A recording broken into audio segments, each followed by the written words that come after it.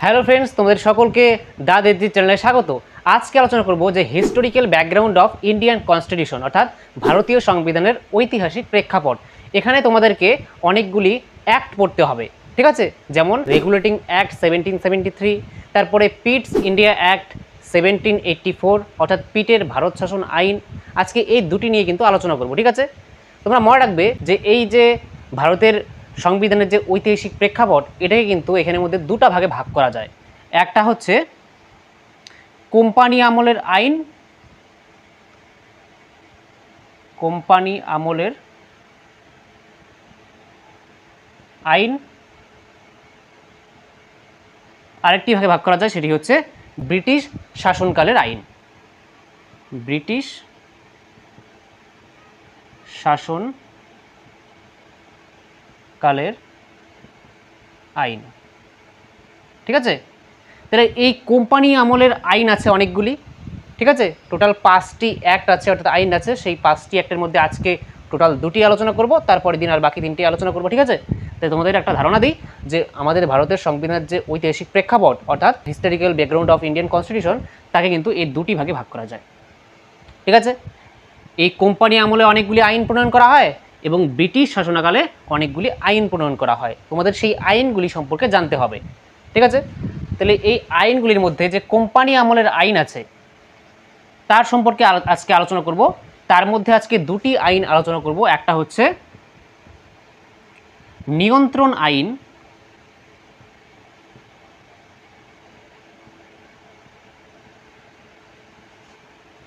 সতেরোশো তিয়াত্তর, এটাকে ইংরেজিতে বলা হয় রেগুলেটিং অ্যাক্ট 1773, ঠিক আছে? Regulating act of 1773।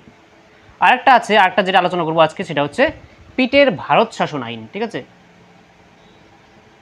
পিটের ভারত শাসন আইন 1784, ঠিক আছে?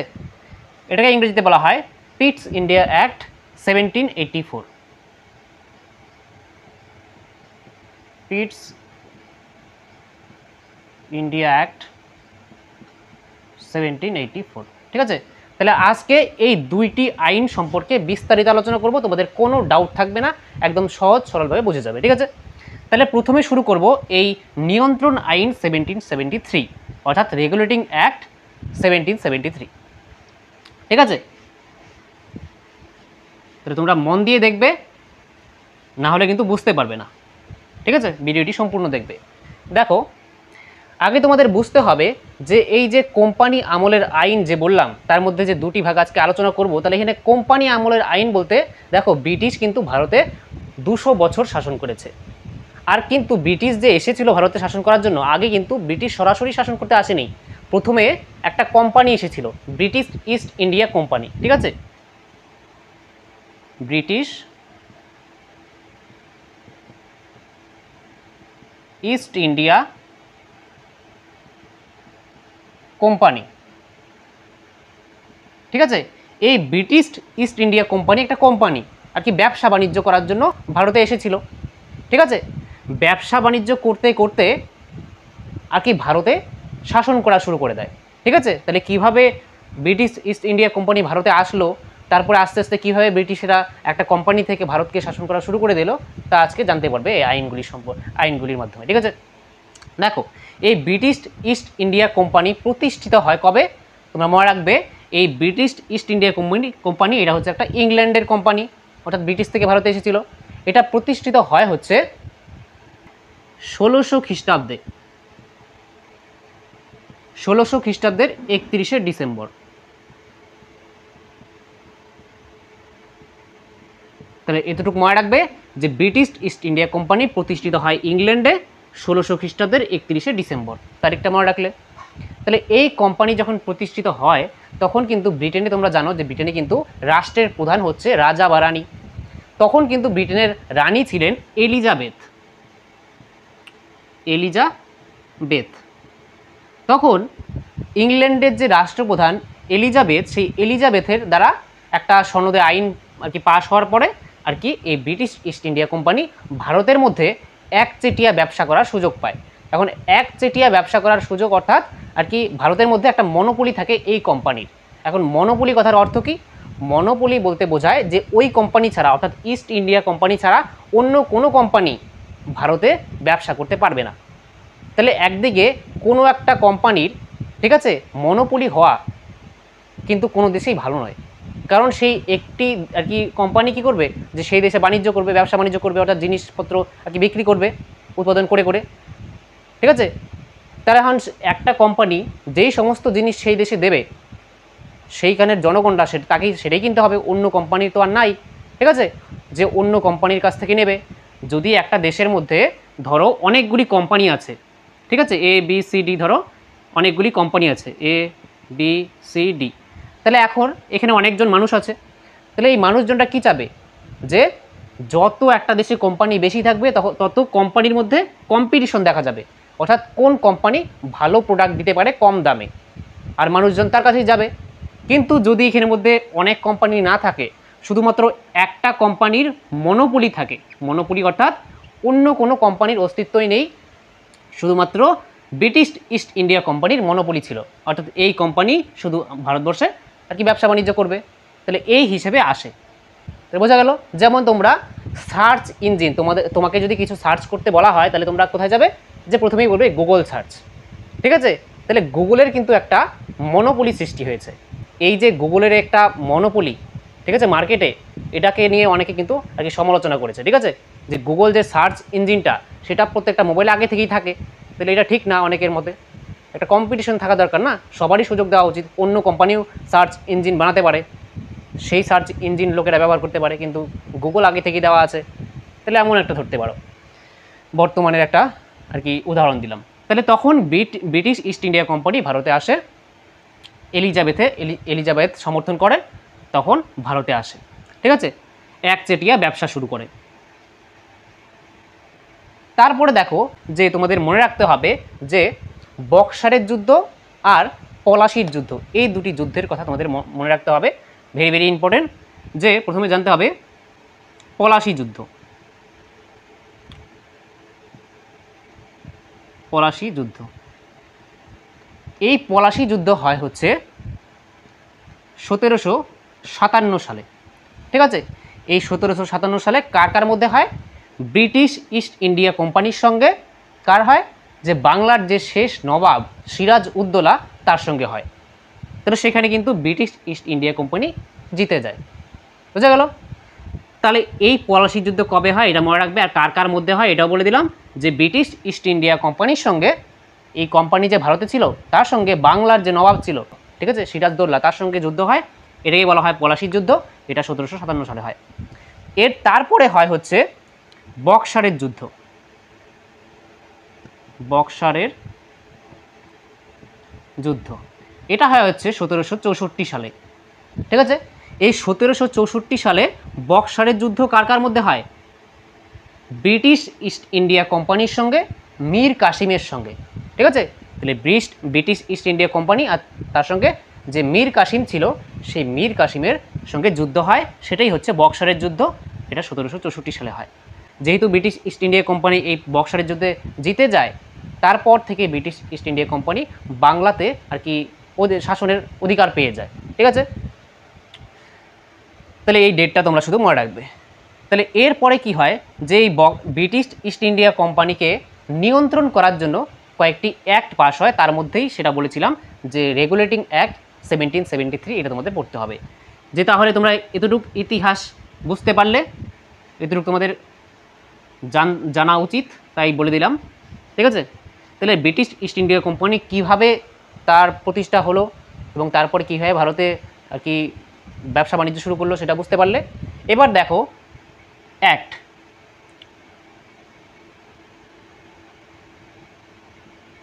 নিয়ন্ত্রণ আইন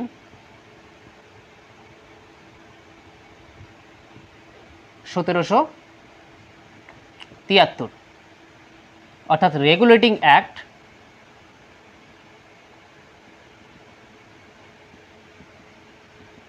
1773। তাহলে এই রেগুলেটিং অ্যাক্ট অর্থাৎ নিয়ন্ত্রণ আইন, এটা কার উপরে নিয়ন্ত্রণ করা হয়? যে এই আইনটা পাশ করা হয় যে ব্রিটিশ ইস্ট ইন্ডিয়া কোম্পানি আছে তাকে নিয়ন্ত্রণ করার জন্য। আর এই একটা অর্থাৎ আইনটা কোথায় পাশ হয়? ব্রিটেনে পাশ হয়। তাহলে ব্রিটেন থেকে এই ইস্ট ইন্ডিয়া কোম্পানি যে ভারতে ব্যবসা বাণিজ্য করছে তাকে নিয়ন্ত্রণ করার জন্য এই অ্যাক্টটা পাশ করা হয়। তাহলে এই অ্যাক্টটা পাশ করার মাধ্যমে কি কি পরিবর্তন হয় দেখো। তখন কিন্তু 3টা প্রেসিডেন্সি ছিল। একটা ছিল হচ্ছে বোম্বে প্রেসিডেন্সি বা বোম্বাই প্রেসিডেন্সি,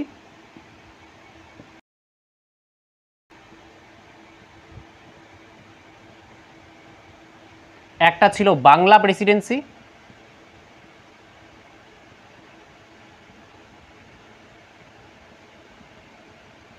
একটা ছিল মাদ্রাজ প্রেসিডেন্সি। মাদ্রাজ প্রেসিডেন্সি, ঠিক আছে। তখন এই 3টি প্রেসিডেন্সি ছিল আর কি ভারতে। তখন এই যে প্রেসিডেন্সি অর্থাৎ তখন আর কি ব্রিটিশ ইস্ট ইন্ডিয়া যে কোম্পানি ছিল তারা কীভাবে তাদের একটা প্রশাসনিক অ্যাডমিনিস্ট্রেশন কীভাবে চলতো, এই 3টি প্রেসিডেন্সি ছিল। তাহলে তখন এই 3টি প্রেসিডেন্সে একজন করে কি থাকতো? যে গভর্নর থাকতো, ঠিক আছে। গভর্নর, প্রত্যেকটিতে একজন করে গভর্নর থাকতো।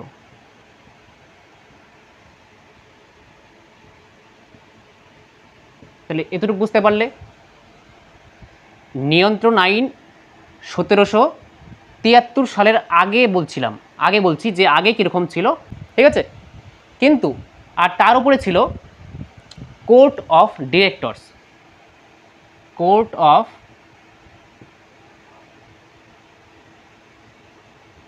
ডিরেক্টরস, আর এখানে কোর্ট অফ ডিরেক্টরসের সংখ্যা ছিল হচ্ছে সদস্য সংখ্যা ছিল 24 জন, ঠিক আছে।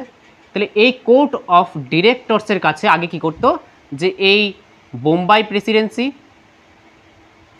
বাংলা প্রেসিডেন্সি আর মাদ্রাজ প্রেসিডেন্সি এরা রিপোর্ট করত। এটা আগের ঘটনা ছিল যে এই 3টি প্রেসিডেন্সি তাদের যে গভর্নর, তাই সেই গভর্নর সমস্ত রিপোর্ট এই কোর্ট অফ ডিরেক্টরসের কাছে দেবে, ঠিক আছে। তাহলে এই হয়ে গেল, বুঝতে পারলে। কিন্তু যখন এই ব্রিটিশ ইস্ট ইন্ডিয়া কোম্পানির বিরুদ্ধে আর কি নিয়ন্ত্রণ করার জন্য ব্রিটিশ ইস্ট ইন্ডিয়া কোম্পানিকে ব্রিটেনে একটা আইন পাস হয়, নিয়ন্ত্রণ আইন 1773 অর্থাৎ রেগুলেটিং অ্যাক্ট 1773। এই আইনের মাধ্যমে কি করা হয়? যে এই যে কোর্ট অফ ডিরেক্টরস ছিল সেটা তো 24 জনই রাখা হলো, কিন্তু এই যে বাংলা প্রেসিডেন্সি আছে, এই বাংলা প্রেসিডেন্সির যে গভর্নর ছিল, এই গভর্নরের পদটাকে পদোন্নতি করে করা হয় হচ্ছে গভর্নর জেনারেল, ঠিক আছে। গভর্নর ছিল আগে নাম, এখন হয়ে গেল এই আইনটা যখন পাস হয় তারপরে গভর্নরের জায়গায় এই বাংলা প্রেসিডেন্সির আর গভর্নর থাকলো না, হয়ে গেল গভর্নর জেনারেল। বোঝা গেল? তাহলে এই গভর্নর জেনারেল তো হয়ে গেল। আগে তিনটি প্রেসিডেন্সিরই সমান ক্ষমতা ছিল, যে 3টা প্রেসিডেন্সিরই গভর্নর ছিল আর তারা এই কোর্ট অফ ডিরেক্টরসের কাছে তারা রিপোর্ট পেশ করবে। কিন্তু এই আইনটি পাশ করার পরে একটা পরিবর্তন আসে, সেটা হচ্ছে একটা পরিবর্তন তো বুঝতে পারলে যে বাংলার প্রেসিডেন্সিতে আর গভর্নর আর এখন নেই। এই আইনটি পাশ করার পরে এখন হয়ে গেল গভর্নর জেনারেল। আর এই যে বাকি 2টি প্রেসিডেন্সি ছিল, একটা বোম্বাই প্রেসিডেন্সি আর মাদ্রাজ প্রেসিডেন্সি, এই দুটির কি হলো বলছি, এই দুটি কি হলো যে এই দুটি আছে ঠিকই, বোম্বাই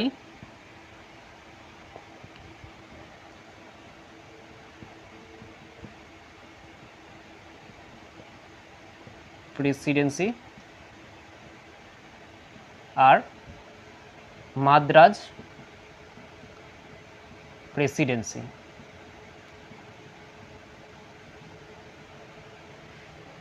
এদের গভর্নরই রাখা হলো।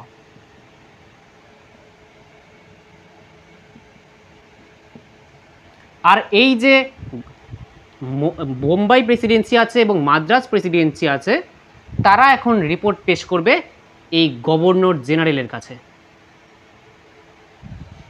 ঠিক আছে। তাহলে আগে কি ছিল, যে আগে ছিল কোর্ট অফ ডিরেক্টরস 24 জন, আর তার নিচে ছিল 3টি প্রেসিডেন্সি, 3টি প্রেসিডেন্সির গভর্নর এই কোর্টস অফ ডিরেক্টরসকে রিপোর্ট পেশ করত।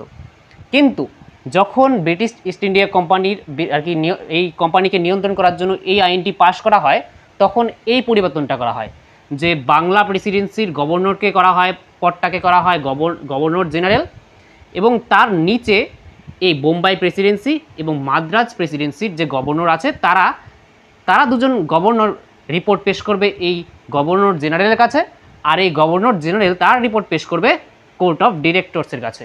তাহলে এই যে এই আইনে একটা কি করা হলো, যে বাংলার প্রেসিডেন্সির যে গভর্নর তার পদটাকে পদোন্নতি করা হলো, ঠিক আছে। অর্থাৎ এই বাংলা প্রেসিডেন্সির যে গভর্নর জেনারেল এই দুটির উপর আধিপত্য বিস্তার করতে পারবে এবার, অর্থাৎ এর নিচে চলে আসলো এই দুটি, ঠিক আছে। অর্থাৎ বাংলা প্রেসিডেন্সির যে গভর্নর জেনারেল তার ক্ষমতা একটু বৃদ্ধি হয়ে গেল, আগের তুলনায় বৃদ্ধি হয়ে গেল, কারণ এর নিচে এসে পড়লো এই দুটি। তাহলে এই পরিবর্তনটা করা হয় এখানে। আর তোমরা মনে রাখবে একটা শর্ট কোশ্চেন এসে যায় যে বাংলার প্রথম গভর্নর জেনারেল কে ছিলেন। তাহলে মনে রাখবে যে যখন এই আইনটি পাস হয় রেগুলেটিং অ্যাক্ট 1773, আর তার মাধ্যমে এই বাংলা প্রেসিডেন্সির গভর্নরকে গভর্নর জেনারেল করা হয়, তখন প্রথম যে গভর্নর জেনারেল বাংলার সে ছিলেন ওয়ারেন হেস্টিংস। ওয়ারেন হেস্টিংস, এই কোশ্চেনটা কিন্তু এসে যায়, তাহলে তোমরা মনে রাখবে, ঠিক আছে। তাহলে এতটুকু তোমরা বুঝতে পারলে যে কি পরিবর্তন করা হয়। আর তাছাড়াও এখানে মধ্যে এই যে গভর্নর জেনারেল ছিল, ঠিক আছে, এই গভর্নর জেনারেলে কিন্তু কি করা হয়, যে একটা কার্যনির্বাহী কাউন্সিল গঠন করা হয়, কার্যনির্বাহী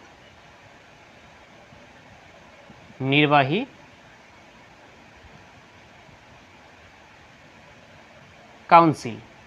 এখানের মধ্যে 4 জন সদস্য থাকবে, ঠিক আছে। তাহলে আর কি পরিবর্তন করা হলো, যে গভর্নর জেনারেলের নিম্নে 4 জন সদস্য বিশিষ্ট একটা কার্যনির্বাহী কাউন্সিল অর্থাৎ এক্সিকিউটিভ কাউন্সিল করা হলো। ইংরেজিতে বললে এক্সিকিউটিভ কাউন্সিল, বাংলাতে বললে কার্যনির্বাহী কাউন্সিল। এখানে 4 জন সদস্য ছিল। এটা বোঝা গেল কী কী পরিবর্তন হলো। প্রথমে গভর্নর থেকে গভর্নর জেনারেল করা হলো, আর তার নিচে এই দুটি পদকে রাখা হলো, এই দুটি প্রেসিডেন্সিকে, আর এই গভর্নর জেনারেলের নিচে একটা কার্যনির্বাহী কাউন্সিল ছিল। আর এরা কি করতো, এখানের মধ্যে কোনো যদি বিল পাস করতে হয়, কোনো যদি আইন প্রণয়ন করতে হয়, গভর্নর জেনারেল যদি কোনো আইন পাস করতে চায়, কোনো বিল পাস করতে চায়, তখন এই 4 জন আর গভর্নর জেনারেল এই 5 জন মিলে কিন্তু কোনো একটা বিল পাস করতো। তাহলে যদি এই 4 জনের মধ্যে যদি 2 জন, ঠিক আছে, এই 4 জনের মধ্যে যদি 2 জন এই গভর্নর জেনারেল যে বিলটি পাস করতে চায় তার সঙ্গে যদি এই 2 জন এখানের মধ্যে সাপোর্ট করে, তাহলে বিলটি পাস হয়ে যেত, ঠিক আছে। তাহলে গভর্নর জেনারেল হচ্ছে একজন, কোনো একটা বিল গভর্নর জেনারেল নিয়ে আসলো, ঠিক আছে, গভর্নর জেনারেল একটা বিল নিয়ে আসলো, তার মানে গভর্নর জেনারেল এই বিলটির পক্ষে। আর এই যে 4 জন ছিল, 4 জনের মধ্যে যদি 2 জনও যদি সমর্থন দিয়ে দেয় সেই বিলটির পক্ষে, তাহলে এই 3 জন হয়ে গেল, 5 জনের মধ্যে 3 জন, অর্থাৎ অর্ধেকের বেশি সদস্য সংখ্যা হয়ে গেল, তার মানে তাদের ভোটে বিলটি পাস হয়ে যায়, হয়ে গেল। তাহলে এটা হয়ে গেল যে এখানের মধ্যে আর কি অ্যাডমিনিস্ট্রেশনটা কেমন ছিল। তাহলে এতটুকু বুঝতে পারলে। আর কি করা হয় এই আইনের মাধ্যমে, তাহলে আর এই আইনের মাধ্যমে কি করা হয়, যে এখানের মধ্যে কলকাতাতে সুপ্রিম কোর্ট গঠন করা হয়। কলকাতায় সুপ্রিম কোর্ট গঠিত হয়। তাহলে বুঝতে পারলে, তাহলে এই আইনে এতটুকু তোমরা মনে রাখবে। তাহলে এখন দেখব যে কি পিটস ইন্ডিয়া অ্যাক্ট 1784, ঠিক আছে, অর্থাৎ পিটের ভারত শাসন আইন। এই আইনটি শেষ, এবার দেখব পিটের ভারত শাসন আইন। তাহলে পিটের যে ভারত শাসন আইন সেটা কিসের জন্য আর কি প্রণয়ন করা হয় এই আইনটি, তোমাদের বলছি যে এই আইনের মধ্যে অনেক ত্রুটি ছিল, ঠিক আছে। এই যে আইনটা প্রণয়ন করা হয়েছে 1773 সালে, এই আইনটির মধ্যে অনেক ত্রুটি ছিল, তার জন্য এই ত্রুটিকে সংশোধন করার জন্য এই আইন পাশ করা হয়, সেটা হচ্ছে পিটের ভারত শাসন আইন।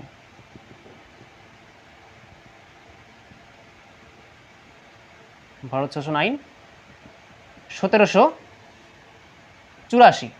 1773 সালে হয়েছিল সে আর কি নিয়ন্ত্রণ আইন, আর এটা 1784 সালে হয়। ঠিক আছে, অর্থাৎ ইংরেজিতে বললে পিটস ইন্ডিয়া অ্যাক্ট 1784। তাহলে এই আইনে কি করা হয় এবার দেখব, যে এই আইনে একটা বড় সংশোধন করা হয়। সেটা কি, যে কোর্ট অফ ডিরেক্টরস 24 জনই থাকে, বাংলা প্রেসিডেন্সি এমনই থাকে, কিন্তু কি করা হয় যে এই যে কার্যনির্বাহী 4 জন ছিল কাউন্সিলের সদস্যরা, এই 4 জনের বদলে এখানে করা হয় হচ্ছে 3 জন। তাহলে এখানের মধ্যে এই পরিবর্তনটা করা হয়, এবং তার সঙ্গে সঙ্গে সুপ্রিম কোর্ট তো আগের আইনে গঠন করা হয়েছিল, তাহলে এগুলো মুছে দিচ্ছি। ঠিক আছে, তোমরা এগুলো লিখে নিও, ঠিক আছে, নোট করে রাখতে পারো। তাহলে এখন পিটের ভারত শাসন আইনে কি করা হয়, যে আগে বলে নিই যে পিট কে ছিল। ঠিক আছে, পিট কিন্তু একজন ব্যক্তির নাম। তাহলে পিট কে ছিল, পিট ছিল হচ্ছে আর কি উইলিয়াম পিট যাকে বলা হয়। ঠিক আছে, পুরো নাম উইলিয়াম পিট। তিনি ছিলেন ব্রিটেনের অর্থাৎ ব্রিটিশের প্রধানমন্ত্রী ছিল। তাহলে উইলিয়াম পিট, উইলিয়াম পিট, এই উইলিয়াম পিট ছিল ব্রিটেনের প্রধানমন্ত্রী। ঠিক আছে, তিনি যখন প্রধানমন্ত্রী হন, তিনি কিন্তু খুব কম বয়সে প্রধানমন্ত্রী হন। ঠিক আছে, তিনি 21 বছরে ব্রিটেনের আইনসভার সদস্য হন, এবং 21 বছরের পরে 23 বছরে ব্রিটেনের ইয়ংগেস্ট প্রাইম মিনিস্টার হন। ঠিক আছে, সবচেয়ে যুবক আর কি প্রধানমন্ত্রী হন 23 বছর বয়সে। তাহলে সেটা তোমাদের জানার দরকার নেই যে 23 বছরে হয়েছে। তোমাদের মূল কথা হচ্ছে যে পিটের ভারত শাসন আইন এটা কার নাম অনুসারে করা হয়, যে ব্রিটেনের যে প্রধানমন্ত্রী ছিল উইলিয়াম পিট। ঠিক আছে, উইলিয়াম পিট তার নাম অনুসারে, অর্থাৎ উইলিয়াম পিট যেহেতু এই আইনটাকে প্রণয়ন করে তার নির্দেশে, তার জন্য এই আইনটার নাম হয় পিটের ভারত শাসন আইন বা পিটস ইন্ডিয়া অ্যাক্ট 1784। এটা মনে রাখলে। তাহলে এখন কি করা হয়, যে এই আইনের মধ্যে আগের আইনটাকে সংশোধন করলে কি করা হয়, যে 4 জনের বদলে 3 জন তো করা হয় এই কার্যনির্বাহী কাউন্সিলের মধ্যে। আর এই যে বোম্বাই প্রেসিডেন্সি আর মাদ্রাজ প্রেসিডেন্সি যে আছে, তার মধ্যেও কি করা হয়, যে এখন কার্যনির্বাহী কাউন্সিল গঠন করা হয়। আগে ছিল না কিন্তু। ঠিক আছে, এখন এখানের মধ্যেও এই দুটির মধ্যেও কার্যনির্বাহী কাউন্সিল গঠন করা হয়। ঠিক আছে, এখানেও কাউন্সিল গঠন করা হয়, কার্যনির্বাহী কাউন্সিল। এটা বোঝা গেল। তাহলে একটা পরিবর্তন হলো, এখানে 4 জনের বদলে 3 জন করা হলো, আর একটা পরিবর্তন হচ্ছে যে এই 2 জায়গায় কার্যনির্বাহী কাউন্সিল গঠন করা হয়। বোঝা গেল। আর সবচেয়ে বড় পরিবর্তন এখানে যেটা করা হয় সেটা হচ্ছে, তাহলে আগে কি করা হতো, যে এই কোর্ট অফ ডিরেক্টরসের কাছে সমস্ত ক্ষমতাই ছিল ব্যবসা বাণিজ্য সম্পর্ক, ব্যবসা বাণিজ্য সম্পর্কিত ক্ষমতা, বাণিজ্য, তাহলে ব্যবসা বাণিজ্য বিষয়ক ক্ষমতা, আর রাজনৈতিক ক্ষমতা বা রাজনৈতিক বিষয়, ব্যবসা বাণিজ্যিক বিষয়। তাহলে আগে কিন্তু, ঠিক আছে, যখন 1773 সালে রেগুলেটিং অ্যাক্ট পাস হয়, তখন কিন্তু এই কোর্ট অফ ডিরেক্টরসের কাছে কিন্তু এই বাণিজ্য বিষয়ক আর কি দায়িত্ব এবং রাজনৈতিক বিষয়ক দায়িত্ব সবটাই কিন্তু এই কোর্ট অফ ডিরেক্টরসই পরিচালিত হতো তার দ্বারাই। কিন্তু এই পিটের ভারত শাসন আইনে কি করা হয়, যে এই যে ব্যবসা বাণিজ্য বিষয়ক যে দায়িত্বটা, সেটা দেওয়া হয় হচ্ছে এই কোর্ট অফ ডিরেক্টরসের কাছে। ঠিক আছে, তাহলে এখন বলবে যে এই ব্যবসা বাণিজ্য বিষয়ক যে দায়িত্বটা অর্থাৎ ক্ষমতাটা, সেটা দেওয়া হয় কোর্ট অফ ডিরেক্টরসের কাছে। তাহলে এই রাজনৈতিক বিষয়ক যে দায়িত্বটা আর কি, দায়িত্ব কাকে দেওয়া হয়, তাহলে মনে রাখবে আরেকটা বডি স্থাপন করা হয়, সেটা হচ্ছে বোর্ড অফ কন্ট্রোল। ঠিক আছে,